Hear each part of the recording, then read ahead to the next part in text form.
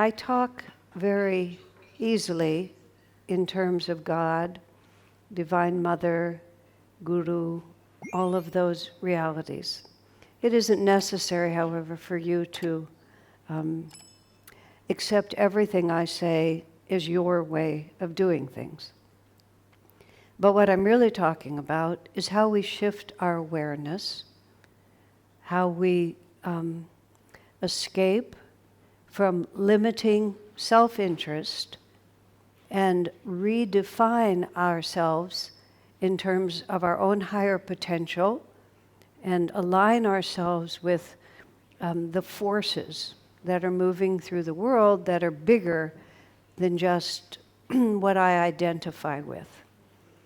A great deal of spiritual transformation has to do with self-definition and also how you identify yourself. We use pronouns, I, me, and generally speaking, when we use a personal pronoun, we are starting with the body that we're in.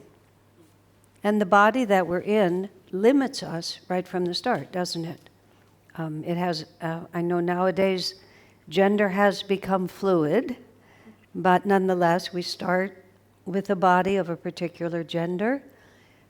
You have a country, you have a culture, you have certain parents, and all of those things are specific to this incarnation, and they make it impossible for you to be all of everything at the same time. If you're born in Argentina, you were not born in California. If you were born in Finland, you were not born in Greece. But when you go to those places or meet people from those places, you realize that you're still very much alike. And the separation and the limitation is because we start with this one body, and we only have one, and so it necessarily narrows the choices like this. However, even in one body, we go through multiple stages of differences, don't we? For a long time, my favorite picture of myself was a baby picture when I was big enough to push myself up on my hands like that, and my face was there, and I looked, well, like we were doing, I looked awake and ready. I was ready to go, and I kept it on my wall for a long time because I liked her. She looked like somebody I wanted to be. But of course, I'm no longer that small, and so on. We go through many, many changes. And it's not just that the body changes, but our whole point of view changes, doesn't it? I mean, I'm sure many of you in this room can remember when your whole worldview was different than it is now. And you can imagine that it could shift again, and it could shift again. Now, the point is, what we want to be doing is we want to have an ever-expanded self-definition. What we're seeing in the world now is this war. Really, it's not yet well, in some places it's a shooting war, but it's a war of ideas between people who want to define things in a small way. I'm a man, I'm a woman, I'm a Spanish-speaking person, I speak English, whatever it is, and want everything to remain just like that. And we're at a time where people's self-definitions are just getting bigger and freer. Even, men and women, the roles are beginning to shift, and people are changing countries, learning multiple languages, and so all of the narrow little boxes are not there. But it doesn't help us just to move what you might say horizontally. It's progress to be bigger than my nationality, bigger than my culture.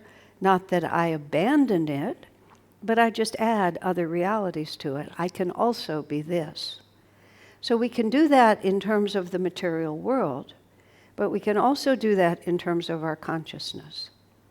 And that's when we start talking about being instruments of the light, instruments of God, being attuned to divine guidance, to intuition. My relationship to higher consciousness is a relationship with conscious beings. But you can do it any way you want. We're still all going in the same way. But it's hard to bring that idea down to something that I can really access every day. So when Yogananda brought the ancient teachings of India into modern times, he very brilliantly excerpted certain key ideas that left behind. When we think of India and we think of the spirituality of India, we tend to think of what is actually Hinduism, which is all the gods and the goddesses and the pujas and all of that, which, if you're inclined as I am with the belief that I've had past lives there, I feel really comfortable. I'm there for the Ganesha festival and everybody's pounding like crazy on big drums, and some people find it irritating. I think it's wonderful. I don't know why, it just resonates with me, but it has nothing to do with the essence of the teaching. It's just an overlay. When I first started on Yogananda's teachings, first 15 years, 10 of those 15 years, I lived very, very isolated in a rural place. All of this was the 1970s. All of this relationship to Indian teaching was brand new. I thought we were Hindus. What did I know? I'd never been out of the United States. We had Indian names. Swami Kriyananda's American, but he'd lived in India. We wore Indian clothes. I thought we were Hindus. Then I went to India and discovered that we weren't. That we were about as Hindu as we were Catholic, which was not very on either side. But what we were was we were drawing the power to change our consciousness, which is the truth behind all, what are called religions. All religions, true religions, start with a great master who perceives. He doesn't imagine and he doesn't think it. He sees the world in a certain way, and that's his revelation. And then after a while, revelation becomes religion, because you have all the priests and the devotees, and they don't have a revelation, they just have an idea, so they explain it in certain ways. So what Yogananda came to do was to take it back to the point of revelation. So we use words like God manifests, or I want to be a channel. But what he put it into is he said, and this is ancient, there are 8 fundamental ways in which higher consciousness manifests in this world.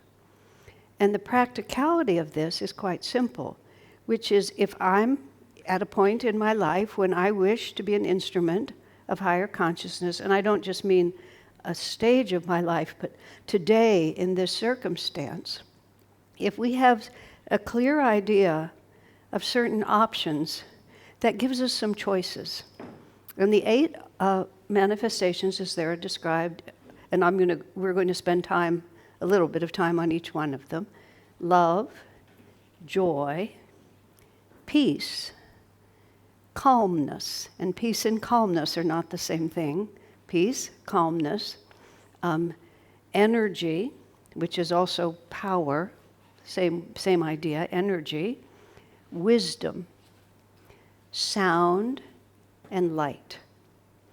And so the basic usefulness of this is, for example, you may be in a situation where love is not so accessible to you. You may be very annoyed about something, you may be frustrated with people, so love is not accessible to you, but at least you can stay calm, right? You may be at a time when peace, there's no chance of your feeling peaceful, but maybe you can be energetic. You can be at a time when you're very confused, and then you can remember, well, what is the true principle behind what I'm trying to do? What is the wisdom? Or maybe it's just time for a little light, and so you tell a good joke, because the word light has lots of different meanings, doesn't it? You just can lighten up the situation. You can remember sound and realize this is not the time for sound. This is the time to keep my mouth shut, because any sound I'm going to make is not going to be a manifestation of anything any higher. But clearly understanding these alternatives is one of the most useful things I have found on the spiritual path, because I can always do one of them. You understand? You know, I'm very, someone asked me what my favorite manifestations of God were, which was kind of a funny question. I said joy, that's my first, but the second was wisdom. And I don't mean intellectuality or philosophy. I mean actually having clearly in my mind certain principles. And then when I get confused, I have something to do. So that's where we are today, okay? So what we're going to do is I'm going to talk 2 at a time about these 8 manifestations for, 15 or 20 minutes. Then my friend is going to come up and we'll have a little music that relates to what I've said. Then we'll do it again 4 times. We'll do that, okay? And if we have enough time, there'll be time for questions at the end. It depends how long I rattle on, basically, okay? So I will now look at my timepiece so as to keep us here. So we're going to start with love and joy, partly because these are the most obvious ones. And love especially. Many, many, many people are drawn to the spiritual path because of a desire for love. One of the most fundamental longings of the human heart is to be loved. I've never had any children myself. I've been present at a number of births. Living in a community, you get to have experiences that aren't just personal. You get to have this wonderful, as he happens, an Irish tenor, not this Irish tenor, but a different Irish tenor. He had a baby girl, and it was a natural birth, but in the hospital. And the baby just had a little bit of distress. So the nurse carried the baby out of the mother's room.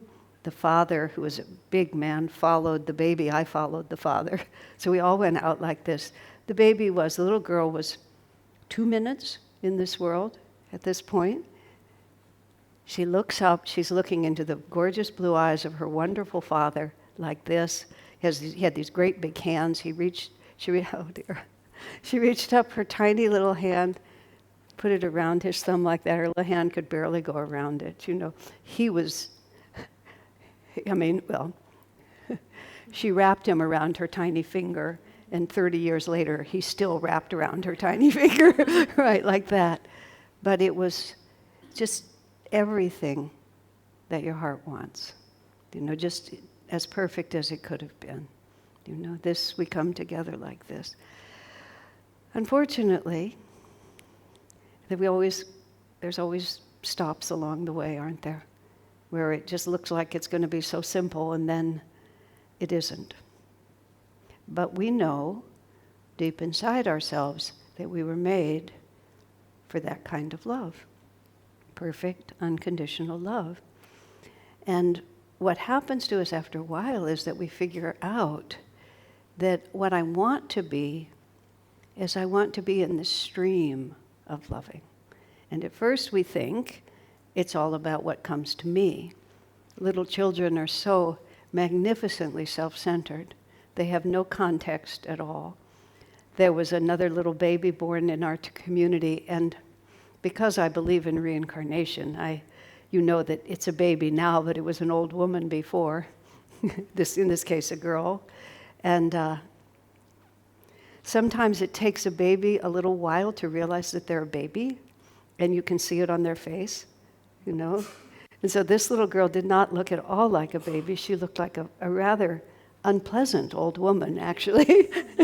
She just did not have a baby face. It took her about 2 years to get a baby face. And during those 2 years, I said to her father, she looks just like a very crabby old lady who wants to know why the servants are so late with her breakfast, like that. And after about 2 years, I said, she looks more like a baby now. He said, yes, because she's found her servants, her mother and me. So we go through all of this, just wanting, and then romance comes in and all of this.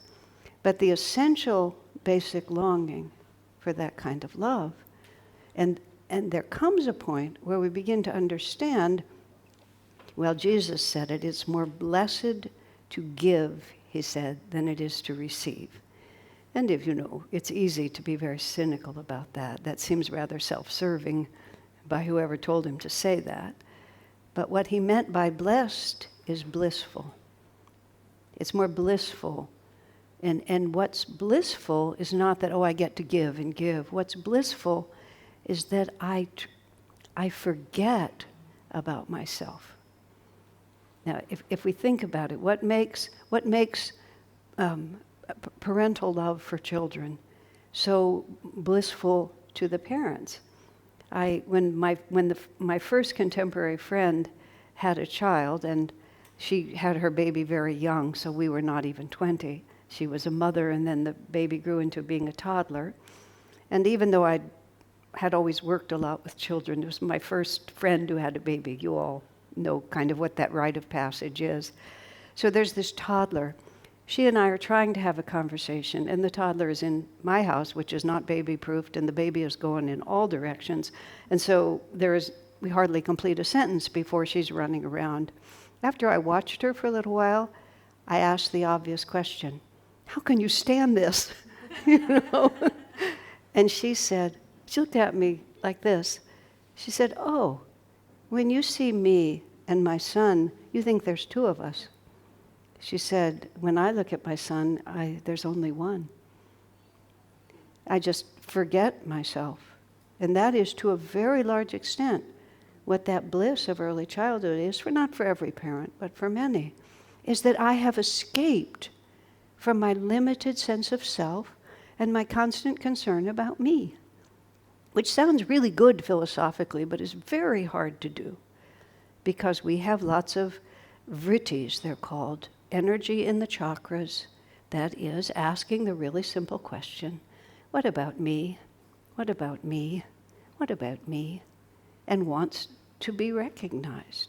And we cannot escape that merely by suppressing it. Suppressing is not the same as transcending. When you transcend, you see something that is more desirable. Mahatma Gandhi, who was extraordinarily disciplined in his life, said, you must never give up a pleasure until you have replaced it with a higher pleasure. Which is to say, this was fun, but this is more fun. That's what Jesus meant. It's more blessed. But we have to work our way toward that. And we work our way toward that by practice. Just let me experiment with responding with generosity of heart instead of selfishness. And that doesn't mean that the world is going to treat you well. But that generosity of heart must be sincere. It cannot be an attempt to look good, and it cannot be a bargain. Like, God, I'm going to give you 3 good days of generosity, and then you're going to give me 2 weeks of happiness. It's not a contract. It's that I would be happier serving and taking care of you, whether you appreciate me or not. So when we're thinking in terms of being a manifestation of the quality of love, when you're in a circumstance where you have a choice, meaning you have the capacity to make a choice. We always have the choice, but we don't always have the capacity to make a choice. Will I respond with loving kindness, or will I respond with, what about me? What about me? Sometimes Swami Kriyananda would make fun of wrong attitudes that some of us would be inclined to have, in a weaker moment. And when nobody was feeling weak, he would joke about it. So I've developed his habit. This is part of wisdom and joy. And I've been traveling a lot with some of these same companions, and we've been in a lot of places in the world, and everything is often very confusing. And we're in countries where we don't speak the language or drive the car. We don't know anything. So we have a little mantra that says, nobody cares about me but me. And so whenever that thought comes up, you're not taking me into account, I'll just remind them, nobody cares about me but me. And then you think, well, so what? Maybe I'll be the one who cares about others, when you actually can. And of course, the kind of world that you create by your own action is the kind of world you end up living in. I had a very peculiar experience in This Is Love and Compassion, which are close together. A number of years ago, for a period of time, I learned to scuba dive, going under the water with the little air thing. I did it for a few years, but I could never forget that human beings are not meant to be underwater. And I never got relaxed, and I finally accepted this was not something I could do it, but I didn't really enjoy it, so I stopped. But from the first year to the second year, and I came back, and I'd been a little scared in the first one, and now we're going to have to do it the second time. But I'm not a very physically adventurous person, so I was trying to learn this just to challenge myself to face physical fears, because it doesn't come up for me. So the night before we were going to go out and go underwater again, I was so scared. I was just terrified. I was so scared that I was actually physically sick, to the point where I actually called a doctor, because I was just so afraid. And then I'm just lying awake at night, just like this, and I'm praying for grace, to rescue me. And all of a sudden, I had the strangest connecting set of thoughts. There was, in the community that I live in at that time, there was a man who lived there he just wasn't an attractive person. He was not physically attractive, and he just had a lot of things about him that I was not magnetized to him. And yet I was in a position of leadership, and it was appropriate for me to be equal with everyone, but I was never able to be really nice to him. And part of it was he was very needy. He had lots of difficulties in his life, but I could just rarely conjure up what I knew I should have given him. I'm lying there in Belize, in Central America. In the middle of the night, he comes into my mind like this. I hear Divine Mother say, well, you were never compassionate when compassion was needed. So now you need compassion, but you have created a world in which compassion isn't there. Whoa, but it was true. It was that I'd been selective about who I cared for. And as a result, there was an emptiness when it was my turn. This is karma we were talking about this morning. I'd set this in motion. You see how complicated it can be sometimes? I did manage to go underwater. I had fun. All of that worked. Everything was fine. I went back to California. That poor man, I was so nice to him. He just didn't know what had happened to me. I didn't want to explain it. But every time I was disinclined to love him, I thought, well, you know what it feels like to want to be loved and not receive it. Is that really the world you want to live in? See what I mean? Okay. So this is what we're talking about. I was not perfect, but I got better. There's love, and then, of course, there's joy. And Ananda, which is the name of our community, is for joy. And as Bhakti Marg was saying, it's not happiness, it's not pleasure we're talking about. The ego's idea of happiness is when everything is easy. When it's pleasurable and easy, we call that happiness. But Ananda, which is the joy we're talking about, is, Jesus called it, it's the power to choose happiness. It's the power to be independent of circumstances and to not have our bliss conditioned by whether or not things go our way. Is this easy? No, of course it isn't. But we can always, for example, just to be practical in this, I just finished a big project where I live. We have an elementary school. Every year we have our 50-plus children on the stage for this big play. For the last decade or more, my job is to organize all the costumes for all those kids, which I love doing. It's totally fun, but it is so much work. I mean, it's just work like, Mamma Mia, every one of those kids, And they have multiple costumes, and to each child, every little piece is vitally important. And, when a child's pants are not where they're supposed to be, it's a big crisis for the child. So it never ended. It just went on and on and on and on like this. And it's one of those things where you wake up in the morning, and just when you finally realize that you're awake, you must be out of bed and active, because you don't have a 1 minute to lie in bed. So, so at least I could have fun. It was a lot of work, but let's have fun. Let's tell jokes. Let's look at the children. Let's be joyful about it.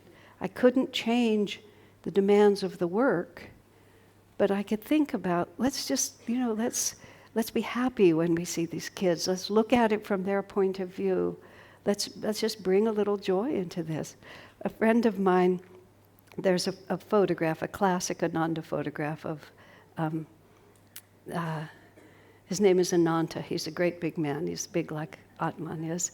And he's a real hands-on sort of person. And I remember whenever we would have big events for many guests at our rural community there, always the water system would break. Every time. We have 150 guests, and then the water would go off. And usually it would involve some giant hole that was full of mud like this.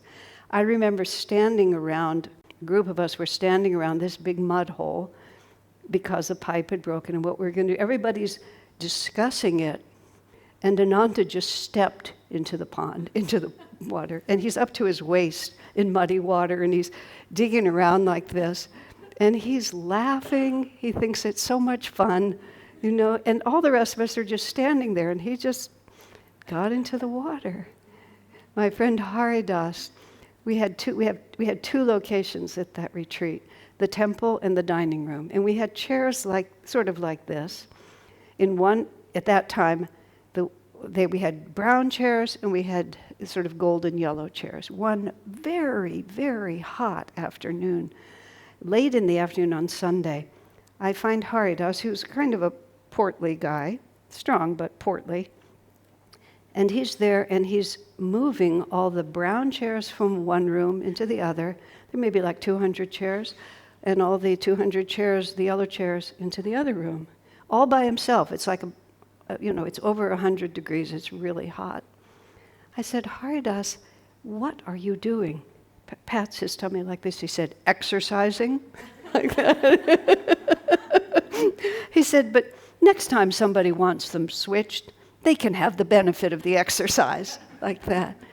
But you could see there were lots of different ways he could have responded to that. But he thought, well, I have to do this anyway. Let me just become a channel for the joy. You see what a difference it can make?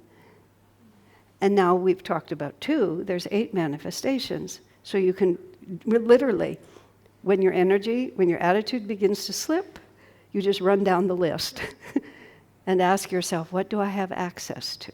Now we're going to be moving to peace and to calmness. Okay, this is also, you have to understand, this isn't just what I can do to access these qualities. This is also what we experience when we begin to meditate, or when something happens and we see a bigger reality. And just we have an experience, like I was speaking of childbirth or relation to your very young children. This kind of love comes over you that is not being manufactured by you. Or you feel a kind of bliss that is just not, it's not related to anything, it's just emanating from inside of you. And so it is with the quality of peace. And in the Bible it speaks of, Jesus describes it as the peace that passeth understanding. That's how he puts it. That's beyond understanding. That a calmness, a peace comes over us that makes us feel that nothing could ever take it away from us. Why have I ever worried about anything? One of my mantras that I ask myself is, why do I ever worry about anything? I have really good reasons that I tell myself why I do worry. But why? Because we have these experiences we know that transcend all limiting conditions, why then would why'd anything disturb our peace? And so sometimes in our life situation, you're in a challenge, and maybe the one thing that you can do is you can just hold on to your peace in the middle of that. Because think about it, when we're agitated, when we're afraid, when we're not feeling peaceful, it tends to create that in the people around you, doesn't it? And what we have to understand, though, is that this kind of peace is not that that everything is settled. It just means that deep inside of ourselves, we know that I can just continue to move forward like this. Yogananda, his most advanced woman disciple, was a woman named Jnanamata, which means mother of wisdom. And he wrote a letter to her when Yogananda was in the first years in America.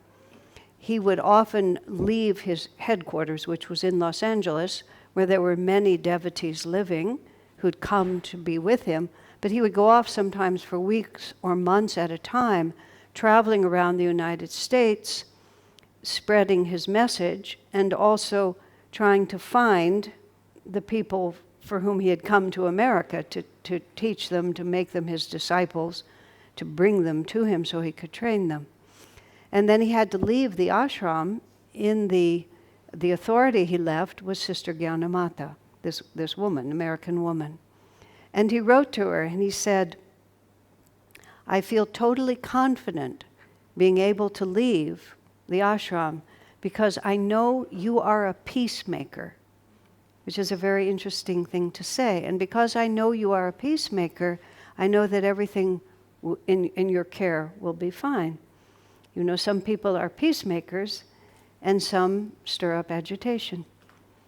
And in the life of a great master, being a peacemaker is a particularly important quality. Once again, this comes out in the life of Jesus when he talks about at the end of his life, he talks about none of the sheep that you sent into my care were lost, except the one who chose to be lost, and he was referring to Judas. But it was so interesting to me, and this I watched also with Swami Kriyananda, which is he trained us to be astute spiritually. One of the elements of being in his company, which I had the great privilege of being many times over many years, was that you had to be wide awake when you were with him. He was very wide awake, and he had a great deal of clarity and energy, and you couldn't just kind of slip through with sloppy thinking, just say any fool thing that came across your mind. Sometimes you did anyway, but it wasn't. He would always guide us into a more elevated way of being. But his priority was not to show that he was powerful and he could correct us or anything like that. It was to constantly keep us in the fold, just move us forward toward higher consciousness, navigating the ups and downs of life without ever becoming too discouraged. And harmony and mutual respect was far more important than any other detail.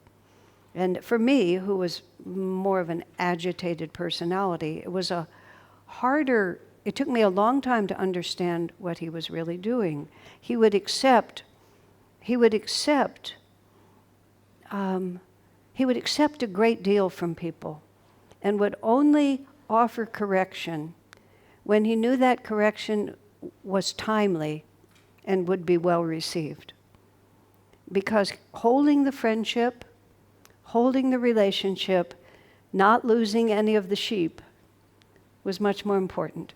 I had in my life, during the time I was living there in the first 10 years, I was working for a time in the publications business, and I had two different assistants, women working with me, who both had the same personality. They were very, very emotional, very difficult to work with, and so were only intermittently useful in the work that we were doing. The first woman who worked for me I came to Swamiji to make sure I was understanding correctly. I said, if I feed back to this woman, if I give her true feedback, she'll become so upset she'll probably leave. She won't stay in the community. He said, whatever you do, don't lose her. Whatever you do, don't lose her. Keep the peace with her. Don't fight with her. Don't make her life too difficult. Edge her toward a greater maturity, but whatever you do, don't lose her. And so I behaved accordingly. I figured out how to give her work that wasn't essential, essentially. Then a few years later, I had another assistant, same personality, but I had a feeling the situation was different. I said to Swami, here I am again. What should I do? He said, this woman is making up her mind about what she wants to do with her life. He said, be frank with her. Completely different. And, I was, and for various reasons, she stayed a long time but left.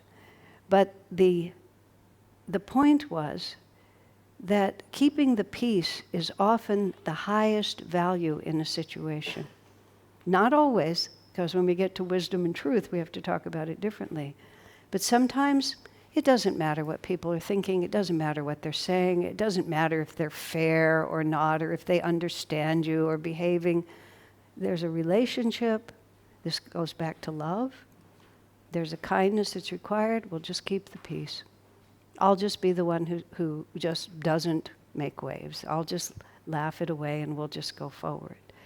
If you can be the peacemaker without violating other principles, it's often just the way. Everybody's fighting, I just won't. I'll just be the peacemaker. I'll just pretend. Not pretend, that's the wrong word. I'll just go on as if there was no issue here. They're wanting to fight with me, but if I don't want to fight with them, what can we do? Here's an irony on peacemaking. A friend of mine who was very feisty, we were in the publications building where I was, and there was this open stairwell. And she was very agitated that day. We were working on a project with a lot of pressure. And she was at the bottom of the stairwell, and I was at the top. And she started just being really feisty. I didn't feel anything in me and no anger, no upset or anything like that. But I saw, she wants to fight with someone. So I yelled back. She yelled at me, I yelled at her, she yelled at me, I yelled at her. We crested, then we both came down, and everything was fine after that. And I realized afterwards, that was an odd way of keeping the peace, but it really was, because I was completely peaceful. But I needed to be loud in my peace at that point, because this is what was needed for her to come back to equanimity. So these are not stereotypes. These are really like what is really required here at this time. Now, the fun thing about peace and calmness is that calmness can be exercised in all circumstances. In that particular situation where we seemed to be fighting, I was actually perfectly at peace. But calmness, a soldier on a battlefield, often a soldier who gets an award for some great heroic thing, who might even himself be massively injured, he just remains perfectly calm. Bullets, everything exploding around him, he just sees his goal and goes to it. It's anything but peaceful, but calmness is independent of that. Calmness is faith to a certain extent. Why should I become agitated? Merely because everything around me is agitated. It doesn't have to take that away from me. Just a moment here.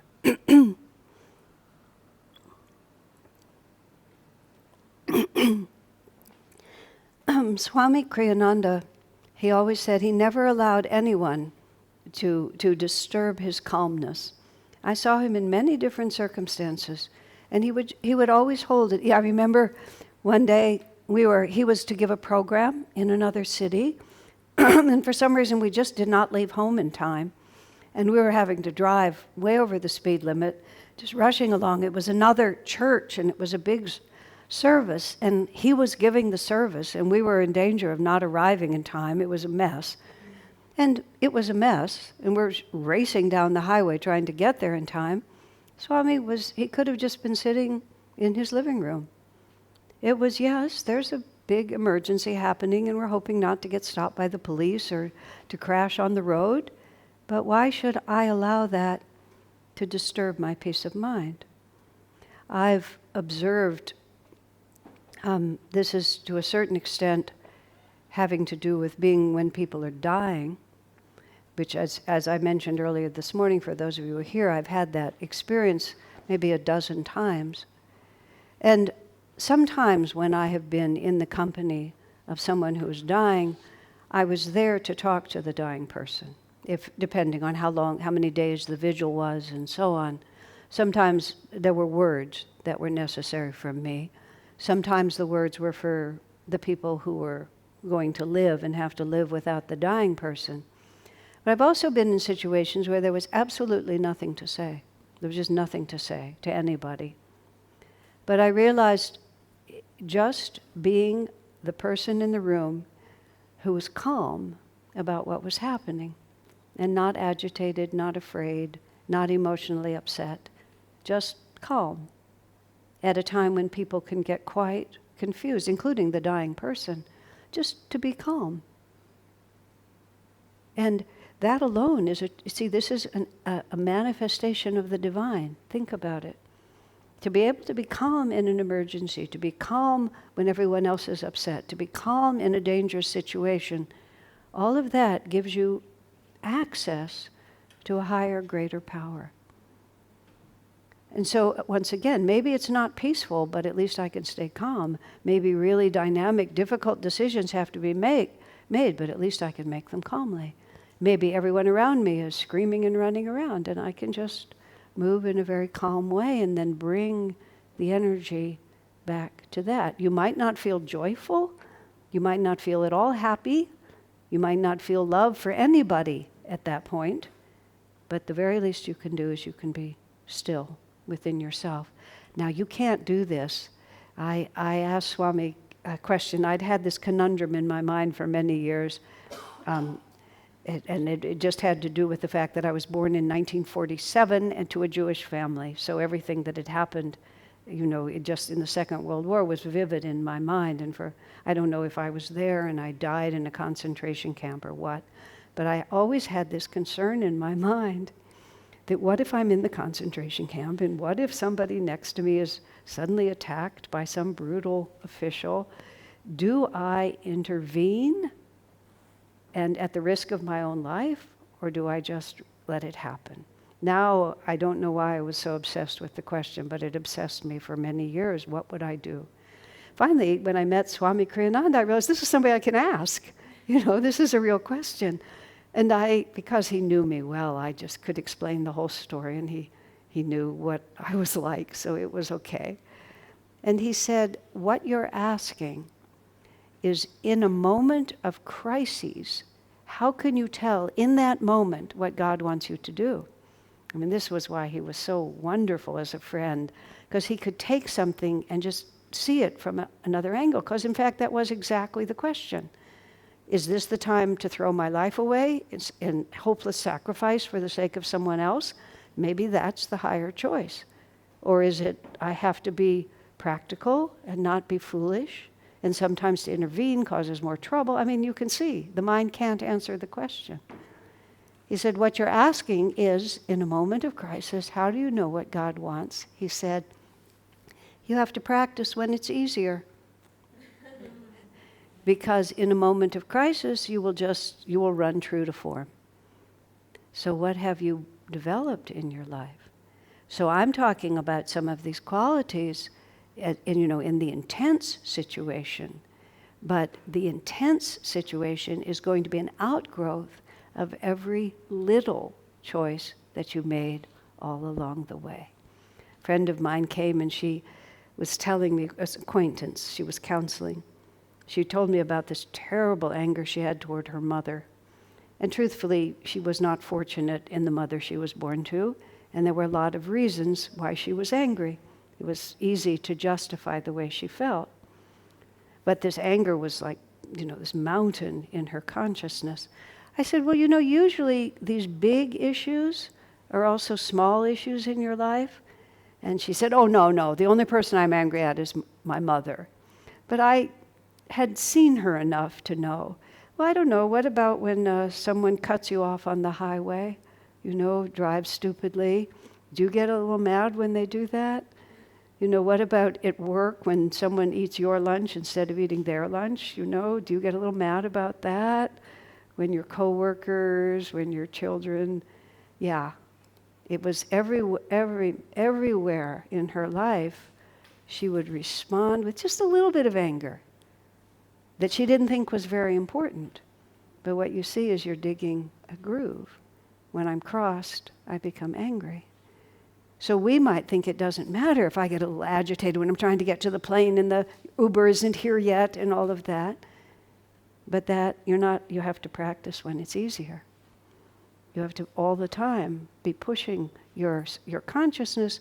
You can't jump. You get from here to there. I would get from here to there like that. You have to just move a little. I can't get to there from here in one step, but I can dig a pathway. So don't save these things for crises. Just what is my habitual response? And how can I develop a new way of relating? I am introducing this subject to you. You can imagine we could do a whole day on each one of these.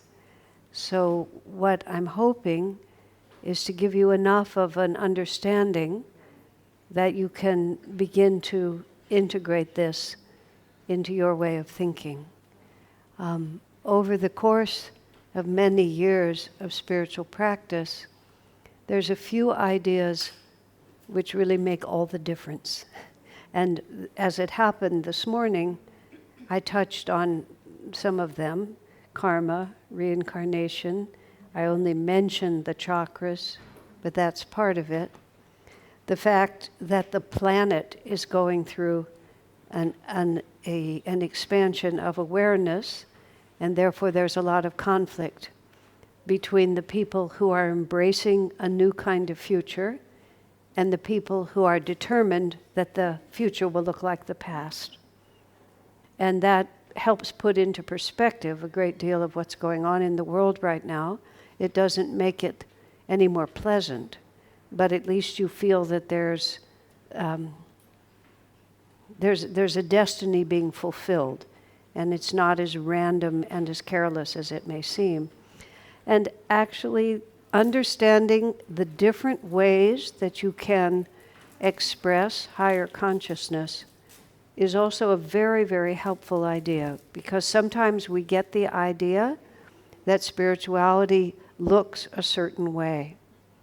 And people put on spirituality by seeing what it looks like and then trying to imitate it, which is not a bad thing. It's better to try to behave in a way that has some idealism behind it instead of just randomly following.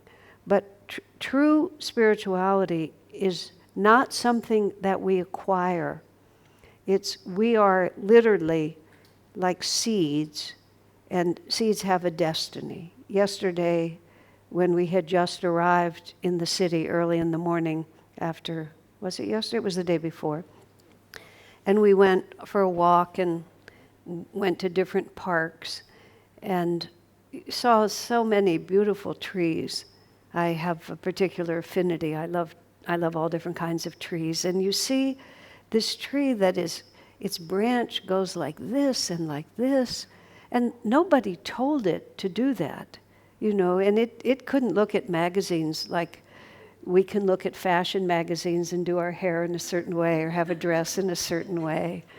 A Russian woman living in America who was a very talented seamstress did some work for me.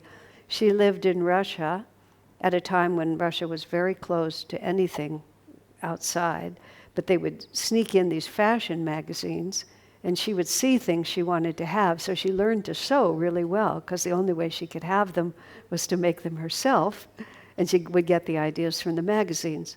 So we sometimes think that we get the ideas from looking around. And we do in this sense. I'll put it this way. When I knew about the spiritual life philosophically, books, as I was mentioning this morning, came into my hands when I was 19, just 18 years old, almost 19. But I never knew what it looked like to live it. And for 3 years, I read books. And I read books. First, I read philosophy. Then I read books about saints, Catholic saints, Tibetan yogis, great Indian masters, Protestant missionaries. I was looking for how do you actually change your life on the basis of what I was learning intellectually. But I was Jewish, so I couldn't be a Protestant missionary. That was hard. And I didn't want to be a Catholic nun because at that time I wanted to be married and have children. I was too afraid to go to Tibet. That was just out of the question. Have to sit in the snow in the winter. There was no way I could face it. So I really didn't know what to do. I didn't have the ideas that I'm sharing with you now. And then I met Swami Kriyananda. And as I mentioned this morning, I was 22. I said he was 22 years older, 21 years older than me actually. And he walked into the room and he just had a vibration like nobody I had ever seen before. And later I realized, I couldn't articulate it at the time. Everybody has an energy field around them, and you feel it whether you know it or not. But everybody's energy field is, a certain size. Just magnetic people have a bigger one, and people with less energy have less. A friend of mine met one of the presidents of the United States, Bill Clinton at that time, and he watched how everybody sort of fawned around the president, and he was determined that he wouldn't do that. He said, when he shook the president's hand, he said the man had an energy field that just absolutely took him over. Anything that the president asked him at that point, he was going to do it, because that's how he got to be as prominent as he was. He had that energy. Well, I realized after I was drawn to Swami Kriyananda that his energy field had no edges. It had no boundary. It filled the whole room that we were in, and it went right past it. I was with people who were less eager than I to be there, and so they insisted that we sit in the last row. So it wasn't a very large room, but I was still as far away as I could. He walked into the room, and I felt he was standing right there. He was just right in front of me, and it was freedom. I didn't know until that point that that's what was moving me. I felt so confined. And then I saw someone who was free like that. And I decided that I wanted to follow him before he spoke. He walked into the room. I said, that's what I'm looking for. Just like that. Great good karma. I thank God every day. I just knew it. It was the first time I saw what it looked like, really looked like. Now, it wasn't that he had assumed it. In that time, he dressed in orange. Subsequently, we all changed to blue, but he dressed in orange. He had his hair long. He was closer to his time in India, and he affected more of the Indian manner. Later, he started looking more Western. But it wasn't, he wasn't wearing it. He was it. And gradually what I've come to understand is all of us have the seeds of our divinity, of our sainthood, of our self-realization, of our freedom. It's right inside of us, and it's growing steadily. I'm always so amazed with little children. I was talking about the project that I do, and because I've been doing it for years, in our school the children can come in at 4 and they leave when they're 14, so I see the same children, and by gosh, they just keep growing, And then they come back later and they're even bigger. And nobody is making them grow. they're just growing. It can't be prevented. And certain conditions facilitate growth, certain make it harder, but the impulse to grow is there. A man of my acquaintance, not a personal acquaintance, but he worked for many years during the time that AIDS was ravaging in California. And he and his little ashram group, they took care of babies that were infected with AIDS where no one else would take care of them. So they basically had a lot of babies die. They would take care of the babies until they couldn't live anymore. And very like, that's quite a lot of work to do. They took care of children. At that time, children with AIDS were considered to be sick, but they weren't sick. And so they took them to their farm, and there was a baby. He tells this story. Baby was whatever age you are when you're just getting your teeth, which is quite young. And the baby got so sick they took the baby to the hospital. In the evening, the first tooth broke through, which is a rite of passage and a cause for great celebration. So they all celebrated. Next morning, the baby died. But it was like on the eve of departure from that body, the baby was still reaching out like that. Because it's in us to keep expanding our experience. So what we have to do, I have a little apple tree outside my house, and I ate one of the apples, and I had the seed in my hand. And I have the seed in my hand, and I'm looking at the apple tree, and I've eaten the apple. It's like this. And I'm thinking, an apple seed is very, very small, but the entire intelligence and determination to become an apple tree is right in that seed. It's just right there. It's such a miracle. Nobody has to explain it. It just knows what it's supposed to do. It doesn't look around and say, I think I'll be an apple tree, and then try to stand up straighter, like this. It just unfolds. This is what I learned from Swami Kriyananda. Spirituality, it grows out of us. It's not like we have to be anything except ourselves. We just have to have the aspiration and the desire.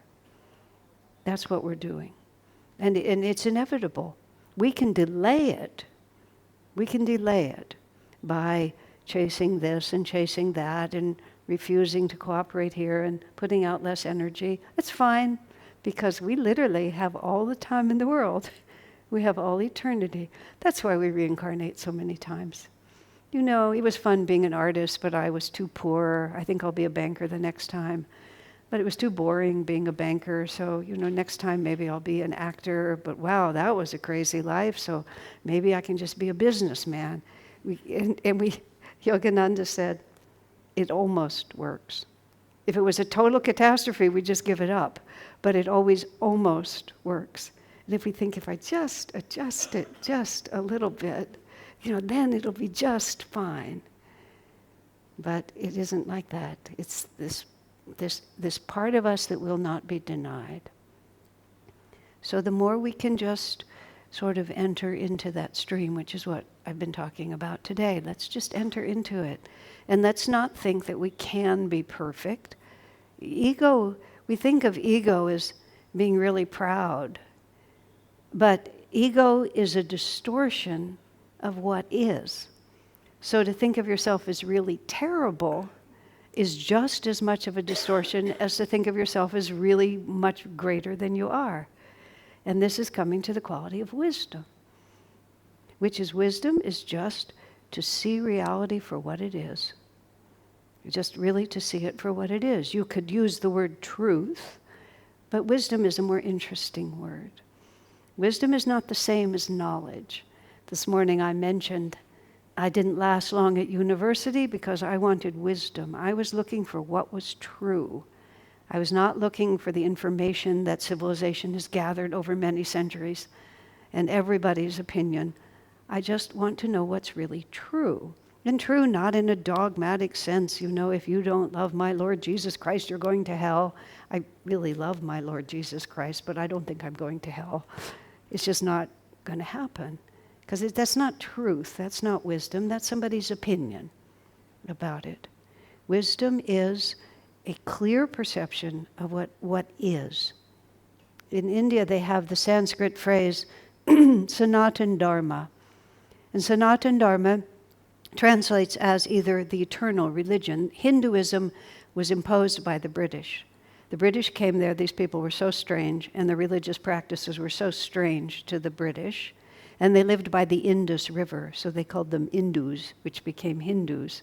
Totally imposed from the elevated, the true Indian tradition. It's the eternal religion, and even another translation I like more, that which is. It's just the way we're made. And one of the purposes of Yogananda's incarnation was to take spirituality, not even religion, but spirituality, back to its essential essence and show that every sincere aspirant of any kind is doing the same thing. We're becoming more free. We're expanding our consciousness. And so you start wherever you're standing. And there's no such thing as like everybody's forward direction. If you're an angry person, you need to be more peaceful. If you're a peaceful person, you have to get a little courage. You know, it's not about being nice. It's not about pleasing everyone. It's not about wearing a costume. It's just standing right where you are and then saying, well, what can I do to be a little bigger and a little better? And that's it. And trying to throw yourself to a place that you're not ready to stand is not wisdom. So wisdom is to really just calmly and courageously and lovingly and joyfully just saying, well, this is what's happening, and so this is what I'm going to do next. And you can't measure it. We think that spiritual growth is a straight line. I stand here, you stand there, so-and-so stands in front of that one, and we're just sort of going to all go in this orderly line. I don't know what the culture is here exactly. I've been in India, and then India is very chaotic in many ways, less so than it used to be, but standing in straight lines is not the way. My friend Ishani, who's traveling with us, was living in Mumbai for a number of years, and then we all went to Japan. In Japan, everybody on the escalator stands on the right side so that if you want to pass, you can go up on the left side. There's no police, nobody's making you do it. It's just everybody stands on that one side, and then they go up like that. We can't think of spirituality as like everybody's lined up on one side like this, and then somebody sprints ahead. It looks more like this. You start where you are, then you go like that, then you go up here like this, and then you flip around like that, then you go back to where you started, then you roll over this way, because we're always just feeling, what comes next for me? What do I not know? What am I ready to learn? And the most important thing is just move forward. Like, wisdom is to do a little better than your worst. And that sounds so depressing. People really rebel against me, but trust me on this. I was in a situation once where somebody did something that really annoyed me, super annoyed me. We were traveling, a group of us were traveling, and it was sort of the last straw. And the person did something that was just so infuriating to me. And we were in a public place, so I started running through my options. This is my application of wisdom. Running through my options. I could pick up a hard, heavy object, start screaming and pounding on this person right now. That would be my worst. My best, what I would say, it's all God, what difference does it make? Christ-like forgiveness. I will just forgive my brother. Not an option, okay? So I had the possible good, the possible bad. I didn't have to be as bad as I wanted to be. There was no chance I was going to be as good as I hope to be someday. So I brought this one down and this one up. Okay, let's wait till we're outside of the store that we were in. Okay, I made it to the sidewalk. Now do I pick up the heavy object? Now do I begin screaming? No. Now can I forgive him? No. Like this.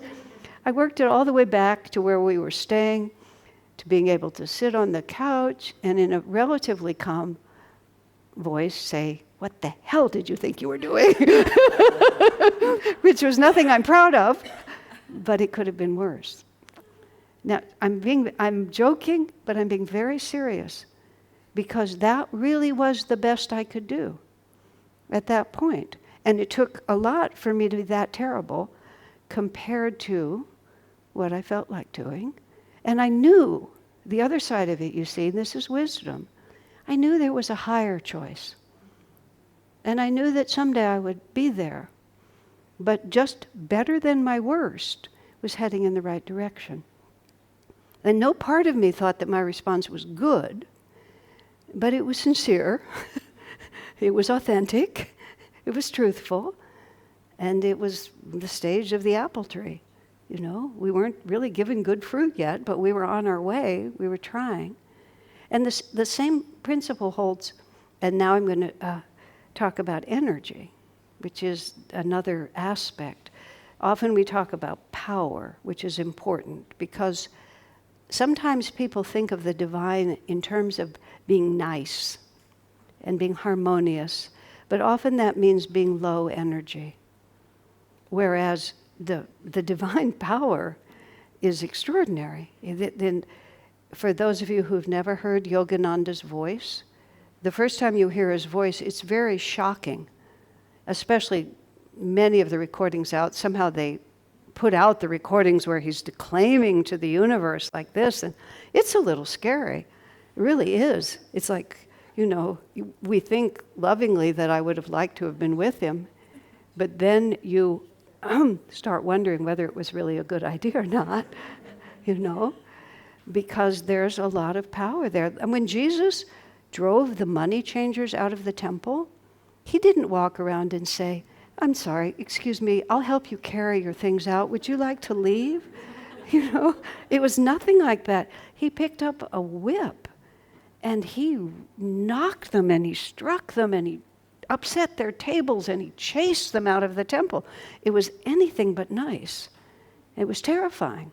It was terrifying to everyone there. I mean, the power that he had when he was on the cross, you know, and he died, they said there were earthquakes and the curtain over the sanctuary ripped. I mean, all these extraordinary things happened when he rose from the tomb. I mean, it wasn't just like a casual stroll. I mean, these are powerful things, and we have to be unafraid of that kind of power. And in us, it's, if you have that kind of power, you're comfortable with it. So for us, it's more about energy. It's just having the courage to put out more energy. And that's why one of the main exercises Yogananda taught was energizing, which is there's infinite energy in the universe. He used to hold up, Yogananda, when he was talking in public, he would pinch like that. And he said there's enough energy in this little pinch of flesh to keep, well, he would say, the city of Chicago in electricity, you know, for a week. And then we're too tired to do the dishes, you know? We're too tired to take on what our life is asking us. So the other aspect of the divine that we have to realize is simply putting out energy. And this, to me, depending on who you are, but to me, it is one of the ones that's always accessible. You can even be putting out terrible, crabby, unpleasant, unwilling energy. But if you just do it, if you just start putting out energy, you're doing a little better than your worst. I often use it, and forgive me if you've heard it before, but this is my own little personal life. I have no enthusiasm for housework. I have never been so bored that I would actually run a vacuum cleaner through my house. Never. It's just, I've reached a ripe old age, and I've almost never vacuumed my own house. I'm extremely proud of this fact. I don't mind food. I don't mind laundry. I will work in the kitchen. I'm capable. But I'm not like real particular, let's just put it that. I'm casual. I'm a casual homemaker. So lots of times I can sleep even if the sink is full of dirty dishes. It's just no problem for me. I can just walk away. I know there are women and men who can't. I can, like a baby. So it's always a dilemma for me when I see that the end of the day has come, the dishes are there, I'm finished. But I think to myself, do a little better than your worst. So I'll rinse them off and stack them on the counter. I won't actually wash them or even put them in the dishwasher. I'll just rinse them off. So it'll be just a tiny bit less terrible than it was. But you would be amazed if you get in the habit putting out just a little more energy and doing just a little better than your worst. Because what you're setting a groove in your own consciousness, and you're training yourself to understand, I can do it. I really can do it. So when you combine wisdom with energy, you can change your life in ways that you won't believe until you try it. And what that also makes you see is that your spiritual development, your personal development, becomes very accessible. It's no longer that I have to be something that is too far away for me even to imagine. I just have to be a little more than I already am. And if every time you just try to be a little more than you already are, and I speak from experience, time passes and you look back. This was fairly early in my career, my spiritual life. I was living at the ashram in Nanda village. I was running the kitchen for the retreat and for the community at that point, my first job. This couple from New York came and they spent a couple of weeks as volunteers in that kitchen. 5 or 6 years later, I went with Swami Kriyananda to New York and we visited that couple. He had changed, Asha is the name that Kriyananda gave me. It's a Sanskrit name. And so when I met them, I still had the name my parents gave me. But by the time I got to New York, I was Asha. And other things had changed. My hair was shorter. I had different glasses like that. I met them and I said, oh, I know you. We worked together in the kitchen. They said, no, that was someone else. I said, no, actually, it was me. We were there. You did this. We did this. They said, no, I remember her. That wasn't you. I actually made them do it 3 times before I said, yes, that's right. It was somebody else. You know, here Divine Mother was saying, you've actually changed. And I was saying, no, I haven't. No, I haven't. I thought, but yeah, I have. You won't recognize yourself. Just little by little, you'll become somebody else. Swami Kriyananda was giving a talk to about 2,000 people in Mumbai. And he was up there talking, and a cell phone started ringing, mobile in India, started ringing. And it just kept ringing, it kept ringing. And he just had to stop talking, and he's just like, you know, looking at all these people. And then finally, it's in his own pocket. And he just pulls it out. And some poor man from America had telephoned him, you know, and he didn't know that he was in the middle of this thing. And they had a brief conversation. I'm kind of busy right now, you know, and he puts it down. But also, Swamiji, I think I'm saying this accurately, very quietly, Swami said, oh, Divine Mother, that was a good one. Just like that. He wasn't even talking to the audience. He was really just saying, oh, that was very funny. Put it back in his pocket. So yes, these things happen. Doesn't make any difference. But what I was saying is, you know, the vibrations can be changed. And of course, this is a bigger room with lots of us. We're doing something together. But at all times, we individually are far more powerful than we know, especially when we become instruments of something greater than just our own little ideas. And this makes life actually intensely interesting, because there's always a time when you can help the world around you. I worked many years ago. I worked in retail stores. I started in high school, and it was just a job I did because I never finished my education. I never had a profession except this one. I just was a good talker, so I managed to do this.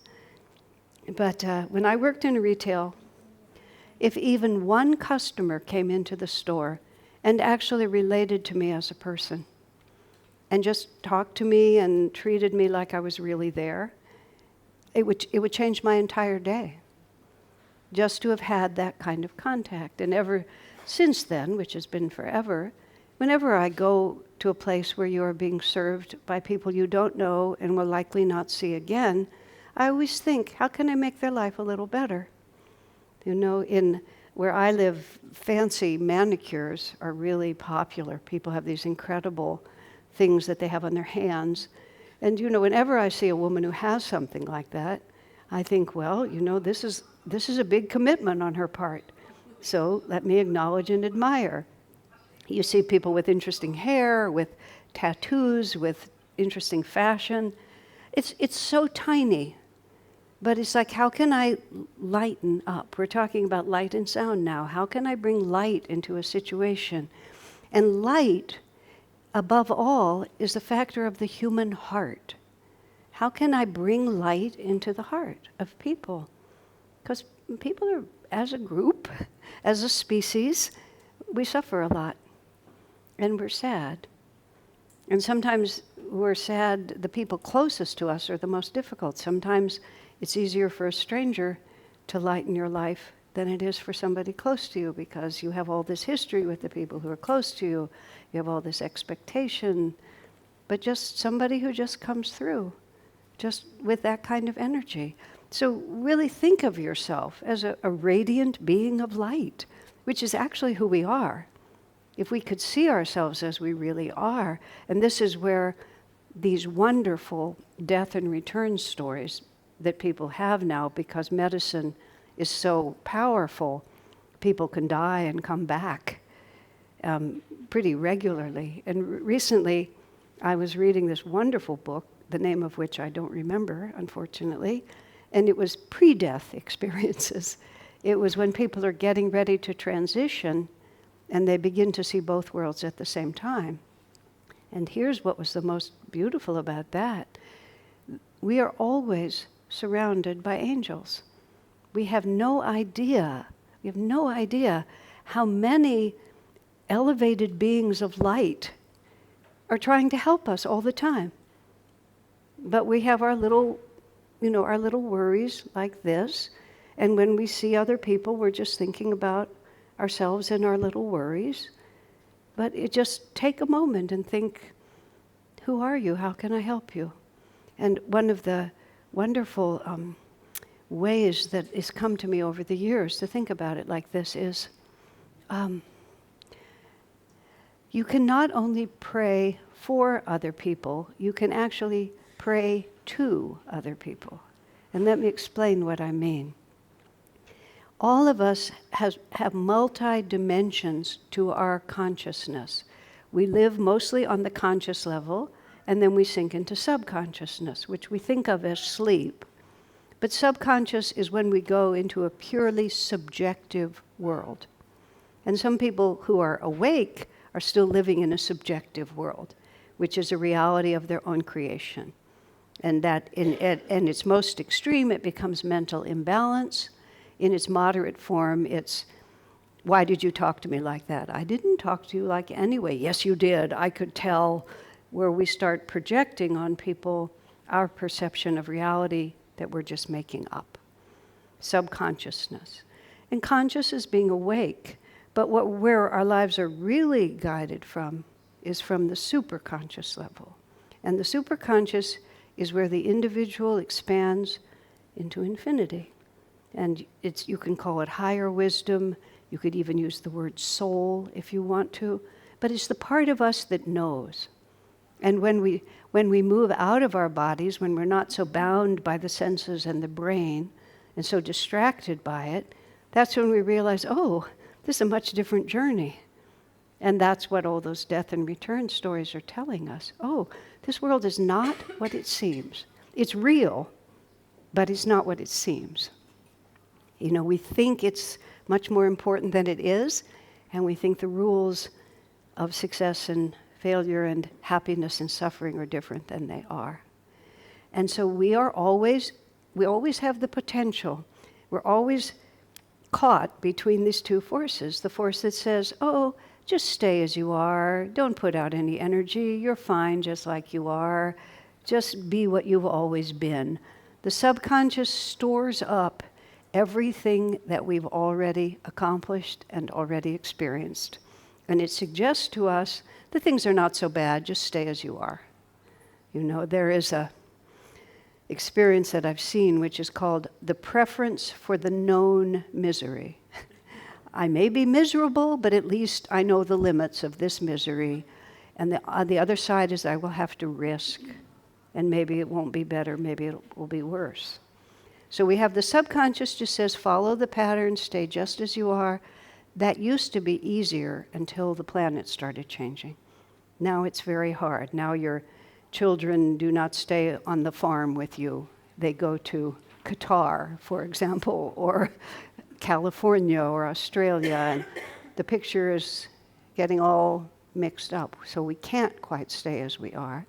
On the other side, our superconscious says, yeah, there's so much more you could be. You could be so much happier. You could be so much bigger. You could have so many more wonderful adventures. You could know yourself on a much higher level. And the two sides are always, the conscious mind is the battlefield, which is, will I put out the energy to be different? Or will I hear this voice of possibility? And the higher self always knows what it's trying to accomplish. This is again what these death and return stories tell us. Oh, I came here on purpose. Oh, these lessons that I'm having, I wanted to have this experience. There's another phrase that's worth remembering. It seemed like a good idea at the time. Even though it may have proved to have been a very bad idea, you wouldn't have done it if it didn't seem like a good idea at the time. I often think about having incarnated on this planet at this time. It seemed like a good idea at the time. Now I might wonder why I'm here, but as soon as you step outside of it, I see exactly why I was here. This is what I had to learn. So when you're with other people, you can actually inwardly just ask their higher self. This is what I mean by praying to them. How can I help you? And when you're in difficult circumstances with people, you don't know what to say. How can I help you? Quietly. And you're not asking, what does your mind and your ego want? You're saying, what is your soul trying to accomplish? And how can I help you accomplish it? Remarkably interesting things happen to you when you do that. Because we want to be an instrument of light. Light means to increase awareness, to increase the capacity to manifest love, joy, peace, calmness, energy, wisdom. I want to give you light. And when you have light, you will know what to do. And oftentimes we're taught to pray. You don't have to pray that this happened or that happened. You just send divine light because it has its own intelligence. And the soul will take that energy and use it for its own best interest, which is not necessarily in accordance with our preferences. Sometimes things have to get worse before they get better. You know, as someone said you're swimming away from where you want to be, but you haven't reached the end point and you're not ready to turn around. So sometimes when you pray and send energy and light, it gets worse before it gets better. And of course, no one lives forever. So sometimes healing is not necessarily of the body. So we have to just say, how can I really help you? How can I be an instrument of light? And then sound comes into that because you see, in the beginning was the word. And the word is really the Om vibration, the sound of the cosmos, which you can learn to hear when you meditate. But it's also the human voice. The human voice is a tremendous transmitter of higher vibrations or lower vibrations, you know. And Swami Kriyananda would sometimes come. For the last 37 years, I've lived in Silicon Valley, in Palo Alto area, you know, and we have a temple there. I heard in the in the introduction, you know, we bought a Catholic church there. We were buying that church when a group of Italians were visiting us, and they were so confused. You can buy a Catholic church? Nobody sells Catholic churches. Well, I don't know. This is California. They do. so we have one. What can I say? But in any case, let me just think where I was with that. Oh yes, and Swami Kriyananda, although he didn't live in our community, because he traveled so much, and ours was the closest international airport to where he lived, he would often come through, and he would come to our temple, and he would talk to the groups there. And I heard him talk hundreds of times because I always would go if I was anywhere near. And I heard him once, and for some reason I was more tuned in. And this is what I felt. I felt he first sent out a vibration of consciousness. And then as the vibration of consciousness went out, he attached words to it. But the words were not what we were really receiving. What we were receiving was his consciousness, and then it kept us entertained because there were words. There are great saints who never speak, who are totally silent, and still transform people's lives because of the vibrations they put out. Swami Kriyananda was intensely word-oriented, writing and speaking. But it's our vibrations that matter, and then we can add sound to that. Listen to the way you speak. Listen to the sound of your own voice. Imagine that you're not hearing words, you're just hearing tones and rhythm. Ask yourself, what is the melody that I'm offering here? And is it an uplifting melody, or is it a grating melody? Is it a downward pulling melody? I overcame a certain unpleasant emotional reaction that was habitual with me. And I part of the way I broke the habit was I realized whenever I fell into that particular limitation of mine, my speech would get faster and faster and faster and faster, and the tone of my voice would get higher and higher and higher and higher. And I began to realize as soon as I heard that sound, whatever I was doing, I had to stop. Because sound is a manifestation of the divine, and the vibration of the sounds that we express are really saying much more about us than the ideas that we have in our head. And that's why, the lullabies, and it's just there's different ways. Music is also a very important part of that. Swami Kriyananda said, music not only reflects consciousness, it also creates consciousness. And so the sounds that you bring into your life are actually forming your vibration. I have a particular passionate dislike of a great deal of what people presently call music. I have fierce, very unspiritual attitudes toward that music because it's so angry and so unbeautiful. Think about it. Think about what kinds of sounds not only you emanate, but what sounds do you surround yourself with? And then ask yourself, do I really want to become this? And of course, some people do. They want to become that. But do you want to become that? It's one of the reasons why Swami wrote so much music. He wanted to create a feeling of music that not only stirs the heart, because emotional music is very popular. But emotional music, well, I went to some film that people wanted me to see. The music was very, very emotional. You could really feel it. But I felt like I was being dragged out of myself by the music with longing. That's what a lot of emotional music does. It makes you long for something that for the most part you don't have. And it just drags you out into that, and then basically it drops you on the sidewalk. Because it's stirred up all this desire in you, and what do you do with it after that? Whereas the right kind of music, and by that I mean that which helps elevate your consciousness, touches the heart, but it also raises it. And it's taking you, and there's still a certain bittersweet longing in it, in really devotional music, but it's taking you towards something that is within you to accomplish. Now, that's, it's very subtle, but think about it. Because sound is an extremely important thing. And words spoken, I'm amazed, kind words that have been spoken to me and unkind words that have been spoken to me, how amazingly persistent they are. So be very, very conscious.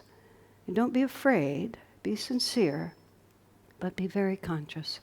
Because we are made of sound vibrations. In the beginning was the Word, is not just the Bible and the way it's interpreted. It means that the sound, the Om vibration, the Amen, however you describe it, we are literally made of those vibrations. That's why music affects us so differently. Visual art is secondhand. We see it with the senses, we interpret it with the brain, and we can feel it. But sound is us. People who have dementia, advanced dementia, there's wonderful stories. They haven't spoken in years. You play the music that they loved when they were young, all of a sudden they sing along. Because it's a whole different part of you. That's the power of it. So be conscious and be careful. Okay? Who do I really want to be? And let me start filling my life with those vibrations, and let me be an instrument of that. I learned from Swamiji also about content. Sometimes when somebody would be talking to him and he didn't really agree with what they wanted to say, what they were saying, but he also didn't want to be too stern in reprimanding, he would make what I came to call sympathetic clucking noises. He would just go, yeah, like that. And what he was telling you was, I love you, God loves you. It's going to be all right. And if you were listening carefully, he was also telling you, what are you talking about? Why are you saying that? But what you really got from him was just, it's going to be all right. So don't always feel that you have to have intellectual content. What you really want is you want to be an instrument of light and sound in everything that you do. Okay?